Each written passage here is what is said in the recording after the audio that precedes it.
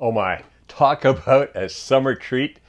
S'more cookie bars. Yeah, everybody loves s'mores. Well, you can't always make them. You don't have a fire going, but this could be done in the oven, and this is done in bars. I did it in my 8x8 pan. Now, got a fun story about s'mores. I'm just going to show you just how irresponsible I can be at times. So, when my son was little in elementary school, he volunteered me once to be one of the like cabin leaders for an outing that his school was doing. So I took care of one of the cabins. It was all boys, a bunch of rambunctious guys, and they gave us all the fixings for making s'mores: grain wafers, little mini marshmallows, and chocolate chips and stuff. Well, I can't remember exactly who started it. I don't think I started it, but I know I got in on it.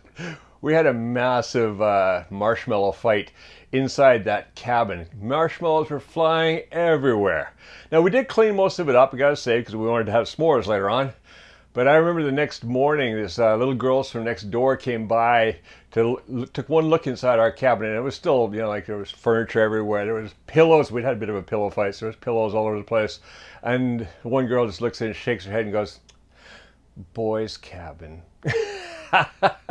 Now, the funny thing was that the school never asked me to come again on any of their outings. I don't know why. Anyways, these are just as much fun. You make these. This one's still a bit gooey right now because it's still warm from the oven. I got a graham wafer crumb at the bottom, or graham wafer cracker on the bottom. Then you've got cookie dough. You've got chocolate, lots of chocolate chunks in there. You can see them all melty and delicious. And mini marshmallows. Mmm. Yeah. And I didn't throw any mini marshmallows at anybody this time. Fantastic. Let's go in the kitchen and make some right now.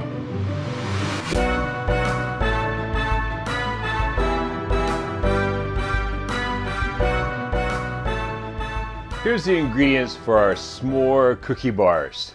So across the front, I've got an egg. I've got a quarter teaspoon of salt, just kind of kick the flavor. 1 teaspoon of vanilla. A half a teaspoon of baking powder. Then here, mini marshmallows, the little guys. And that is 1 cup. Just kind of push down in there, get a full cup of mini marshmallows. 1 cup of sugar, brown sugar. I'm using kind of a blonde sugar. This is my usual unrefined cane sugar. Half a cup of butter. Now that butter's been sitting out at a cool room temperature for a little while, so it's not too hard, but not too soft. And then, the graham wafers here. So that's 9 squares like that. They come in a sheet like this. So break them in half. 9 squares like that. That's just to get a fit in the baking tin to make a base. Here, I've got 7 ounces or 200 grams of dark chocolate broken into small pieces, and then 1 1/4 cups of flour. So, very first thing I want to do, get a bowl out here. Let's get some of these things out of the way. We're going to cream that butter. So, butter goes in here, and just, it takes a little bit of elbow grease to, there you go, cream that butter.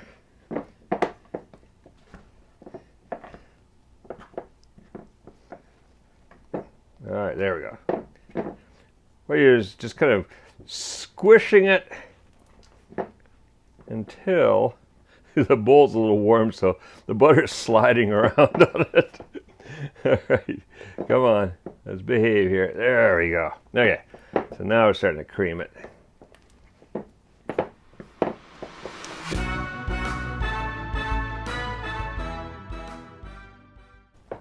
All right, once that butter's a bit creamed, in goes the sugar. Gonna cream that into the butter. So we're just, again, smooshing across until we bring that all together.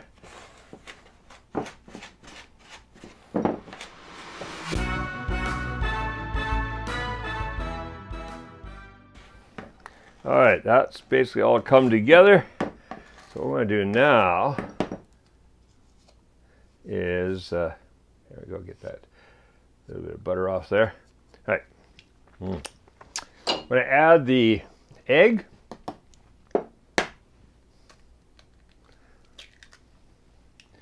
and the vanilla, and the salt can go in there too. All right, then we can take our mixer. I'm gonna just give this a good beating, about a minute or two, depending. Just want to get just to the point where it gets nice and smooth.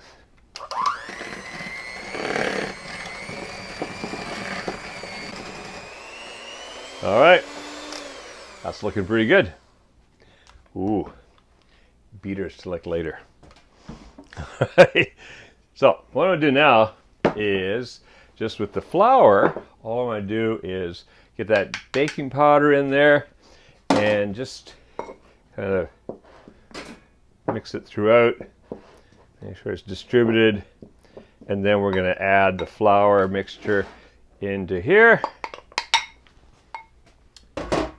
And just start bringing it together. So again, I like to use a cutting action just to get it in there. It brings it together faster. Cut, cut, cut until the flour has been incorporated into that liquid mixture.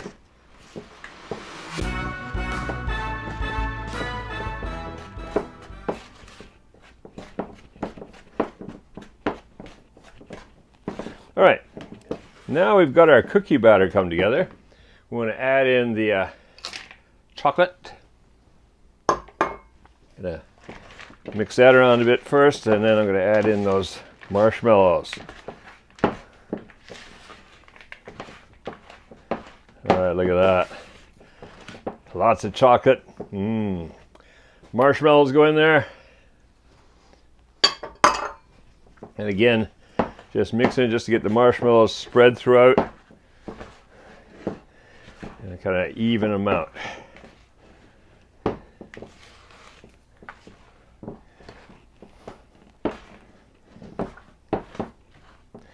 All right, that's looking pretty good. All the marshmallows are basically throughout. I need a spoon to help get this off there into there. So grab a spoon. Something I should have put. Try to get all your everything you need out. Don't forget like I do. All right, there we go. Spoon's ready. Now, what I do here is, notice I've taken it's a little bit more than an 8x8, usually an 8x8, but this one is just a little bit bigger. So what I'm gonna do is line it with cooking paper, and then just place the squares across inside there. And I say this is a bit bigger, so I have a little space, but that's okay. It's just kind of a bit of a base for the bar. There we go. All right, now we'll take this and drop it down, basically in spoonfuls on here. Try not to mess up the graham wafers too much.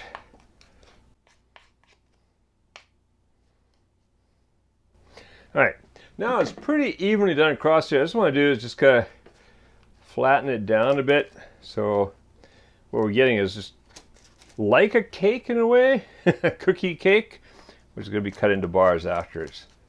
So just smoothing that down a bit. Careful not to move the graham wafers down below too much.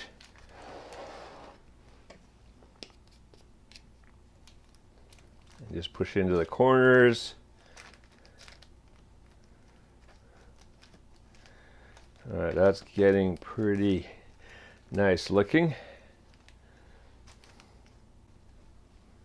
All right, that looks pretty good. The rest of that's gonna smooth out as it bakes.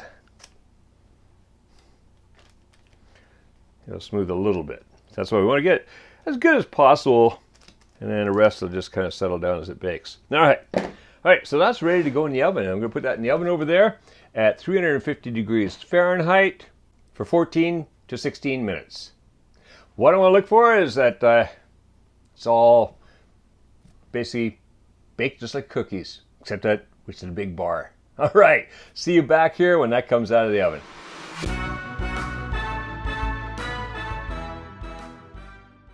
All right, so that has been in the oven for 16 minutes, and it's looking absolutely perfect. We got a little bit of golden browning happening on the marshmallows. Mwah. And you see the surface of the cookies is getting there. It could go another minute or two with you start getting little bubbles in there. You know, that's going to be a drier cookie. I like my cookies a little under-baked, or these bars, because I want that soft chewiness. So I'm going to stick at 16 minutes. You might want to go just a little bit more if you want a bit of a harder cookie. All right, gonna let that sit here and cool. We'll check back on that in a while. All right, that's been sitting for a little while.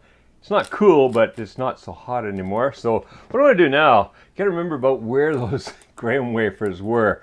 And you want to cut this into 9 pieces. So just going to go down through here.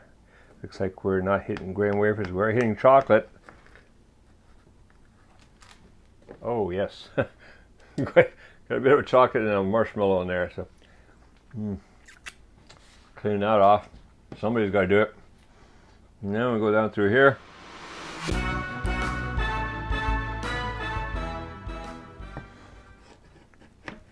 Okay, now these are still going to be a little bit soft right now, so we may or may not be able to get one out of there in one piece. But I want to show you what they look like, so I'm going to give it a try. If I lift up on this here, I can safely, safely get this out of here.